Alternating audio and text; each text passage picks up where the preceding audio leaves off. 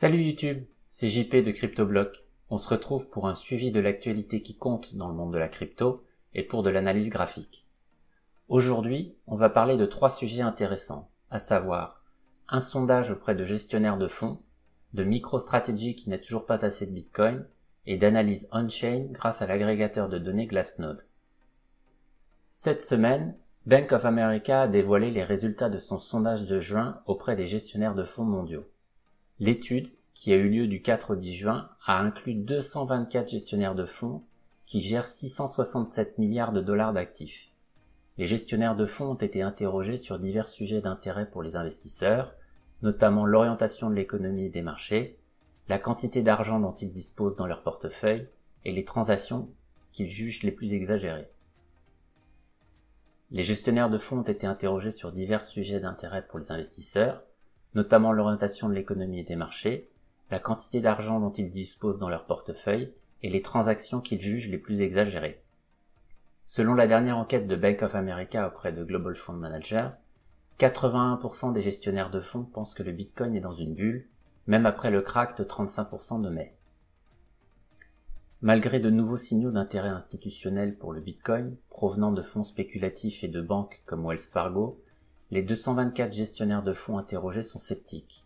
Selon le rapport, 72% des gestionnaires de fonds pensent que la récente augmentation de l'inflation n'est que temporaire. Le Bitcoin est souvent considéré comme une couverture contre l'inflation et de nombreux analystes crypto attribuent les gains récents de la crypto-monnaie aux inquiétudes concernant la hausse de l'inflation. En conséquence, l'enquête de Bank of America pourrait indiquer que ces préoccupations ont disparu. Le terme transitoire a été utilisé à plusieurs reprises par le président de la Réserve fédérale, Jerome Powell, pour décrire la menace d'inflation pesant sur l'économie américaine.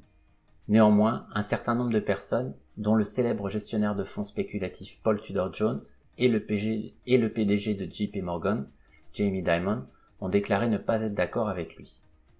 L'enquête a également révélé que les gestionnaires de fonds ne considèrent plus les paris sur un Bitcoin haussier comme le trade le plus encombré de Wall Street. Autre sujet, MicroStrategy vient d'émettre une obligation pour financer l'achat de Bitcoin à hauteur de 500 millions de dollars et c'est une première dans le marché des obligations à haut rendement.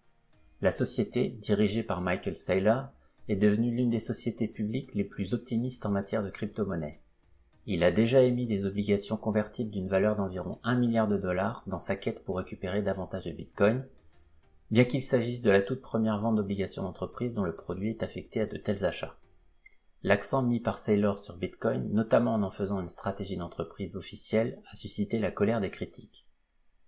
MicroStrategy avait initialement prévu d'émettre 400 millions de dollars de dette, mais a finalement augmenté son offre de 100 millions, car ils ont reçu plus de 3 fois le montant proposé, ce qui montre l'appétit pour une exposition au Bitcoin de la part des institutionnels. Enfin, les investisseurs ayant un horizon à plus long terme cherchent à augmenter leurs avoirs en Bitcoin. Les données de Glassnode montrent que le changement de position nette des hodlers du Bitcoin, qui suit l'activité nette d'achat-vente de ceux qui détiennent des Bitcoins pendant 6 mois ou plus, est devenu positif pour la première fois depuis fin octobre. Cela montre que les hodlers sont des acheteurs ici, a déclaré DealFi Digital dans son commentaire de marché quotidien daté du 16 juin. Les positions nettes des BTC hodlers sont un indicateur fort de la façon dont les investisseurs à long terme qualifient l'investissement dans le Bitcoin. L'offre détenue par les détenteurs à long terme est passée de 11 millions d'unités à plus de 11,6 millions au cours des dernières semaines selon Glassnode. Alors que les détenteurs injectent maintenant une pression haussière sur le marché, cela n'implique pas nécessairement une forte reprise. Les données passées montrent que les tendances haussières accélèrent principalement après une accumulation soutenue par les détenteurs de Bitcoin. Par exemple, l'indicateur est resté positif pendant la majeure partie de 2018, qui a été une année négative pour le Bitcoin, et au début de 2019, lorsque la crypto-monnaie est restée en dessous de 5000 $. Les détenteurs étaient des acheteurs nets tout au long et pendant la reprise qui a suivi et ont commencé à vendre des bitcoins seulement à partir de novembre. Reste à savoir s'ils continueront d'être acheteurs nets dans les semaines à venir et restaureront la confiance du marché mise à mal. Certains analystes de graphiques, cependant, craignent que la crypto-monnaie ne se vende davantage à court terme, car le graphique quotidien montre que les moyennes mobiles simples sur 50 et 200 jours devraient produire un croisement baissier dans les jours qui viennent. Selon les recherches de Kraken, Les précédents cas de croisement baissier sur le graphique journalier ont coïncidé avec soit une vente massive dans les jours qui ont suivi, soit une tendance à la baisse macroéconomique continue qui a confirmé un marché baissier.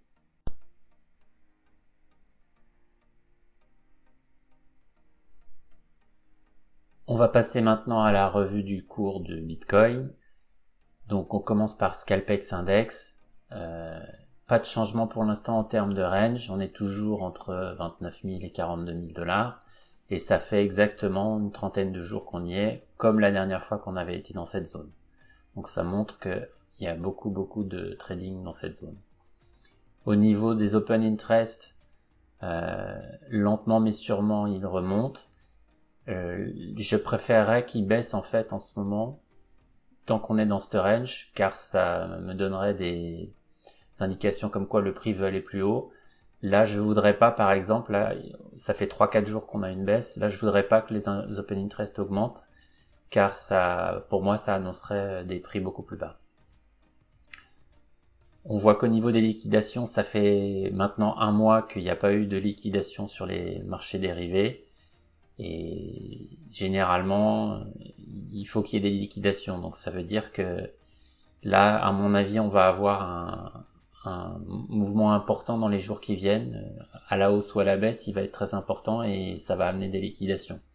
Car comme là, ça fait 30 jours que le prix est resté dans cette zone, ceux qui parient à la hausse, ils ont des stops de protection qui sont en dessous de ces points bas, et ceux qui parient à la baisse ont des stops de protection au-dessus de 42 000 maintenant. Donc on a une claire invalidation pour les deux thèses. Le Fear and Greed Index est toujours faible, donc le marché a peur, et ça se voit sur les funding rates. Quand on regarde les funding rates, là, sur les marchés dérivés, clairement, on n'est plus du tout dans un niveau neutre. Là, le marché parie à la baisse. Il y a une différence entre le marché où le collatéral utilisé, c'est des stablecoins à la USDT, où là, il parie à la baisse. Mais là où c'est très marquant, c'est sur les plateformes qui utilisent Bitcoin comme collatéral, où là, on commence à avoir des valeurs assez fortes de pari à la baisse. Maintenant, on se trouve sur le graphique mensuel de Bitcoin. Donc là, il y a une information intéressante, c'est que on voit que la bougie a essayé de monter et de tester le niveau de résistance du mois de janvier, et qui n'a pas réussi à aller jusqu'à le toucher. Et là, on est en train de revenir et de retester l'ouverture de juin. On est à un niveau critique de support. Moi, je veux pas perdre ce niveau-là, parce que si on perd ce niveau-là, il va falloir parier à la baisse et on va repartir pour essayer de faire un test à 32 300, ce qui est assez loin du prix. Mais là, si on perd l'ouverture du mois de juin, c'est ce que je vois. Donc là, il faut vraiment que les bulls défendent ce niveau et qu'ils fassent repartir à la hausse. On est à un niveau critique.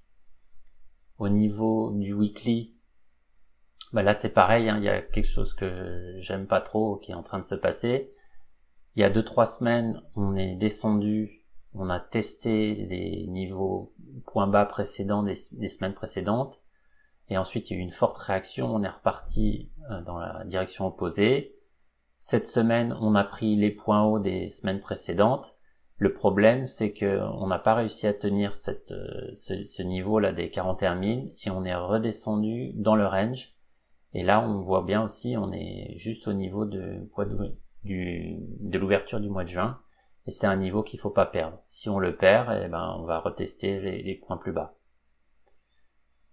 Au niveau du daily, on va avoir une vision un peu plus fine des niveaux de support. Clairement, là, on y est.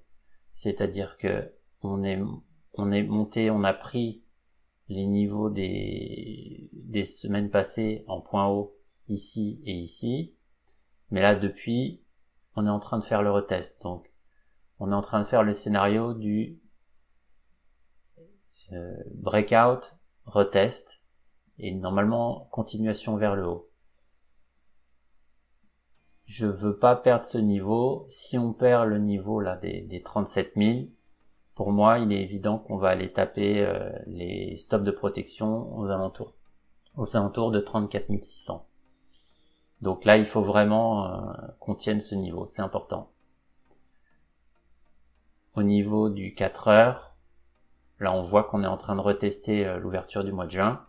Et en fait, si on perd ce niveau, il n'y a rien pour nous supporter avant 34 872. Donc là, on voit très bien qu'il y a des stops ici et ici. Les gens qui ont parié à la hausse, ils ont leur stop ici. Donc si on continue de descendre, on va aller les prendre. En revanche, on s'aperçoit que le marché des dérivés est très incliné à la baisse. Et donc ils ont tous leur stop ici, ici et ici. Donc pour déclencher une réaction en chaîne, il faudrait commencer par reprendre ce niveau des 38 200, mais pour l'instant on n'y est pas. Si on commence à reprendre le 38 200, ça peut aller très vite et accélérer très vite pour empêcher les gens qui ont parié à la baisse de sortir du marché.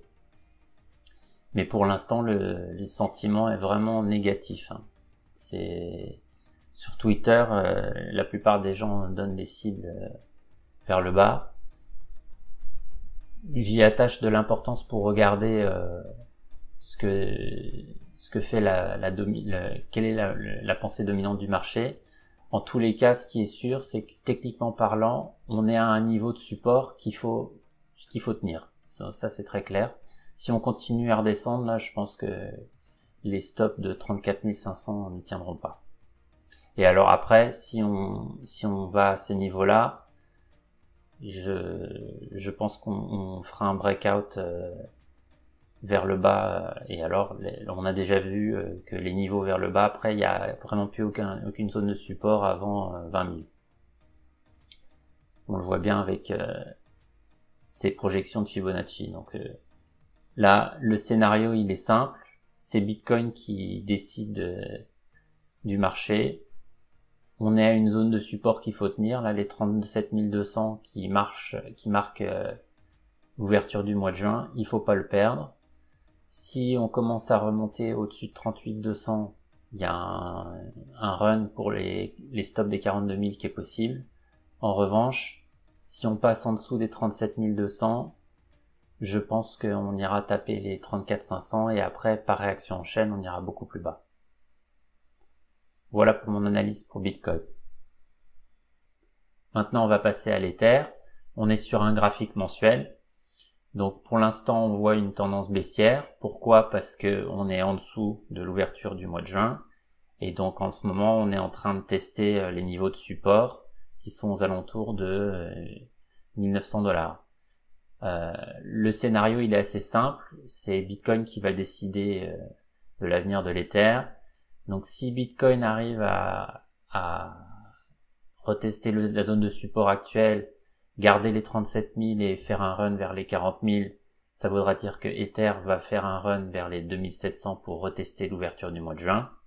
En revanche, si Bitcoin perd ses niveaux actuels de support de 37 000 $ et qu'il va aller prendre les stops aux alentours des 34 500, ça voudra dire pour Ether qu'on va aller tester la zone des 1900. Ça c'est clair. Au niveau du weekly, on est toujours compris dans le niveau de la semaine dernière, entre le point bas de la semaine dernière et le point haut de la semaine dernière. Donc pour l'instant, le prix se comprime, mais bon, on voit que quand même là, on est en tendance baissière aussi au niveau du weekly. Donc les niveaux actuels à pas perdre.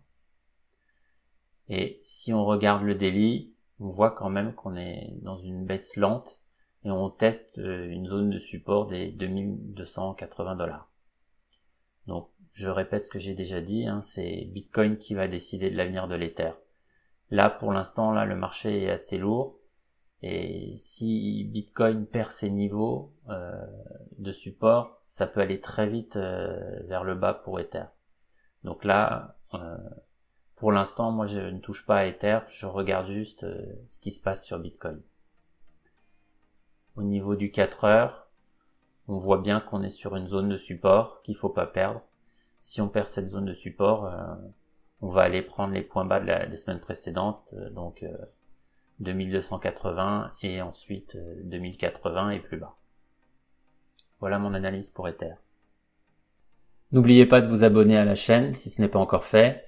Et surtout, très important, activez la cloche pour être prévenu lorsqu'une nouvelle vidéo est publiée.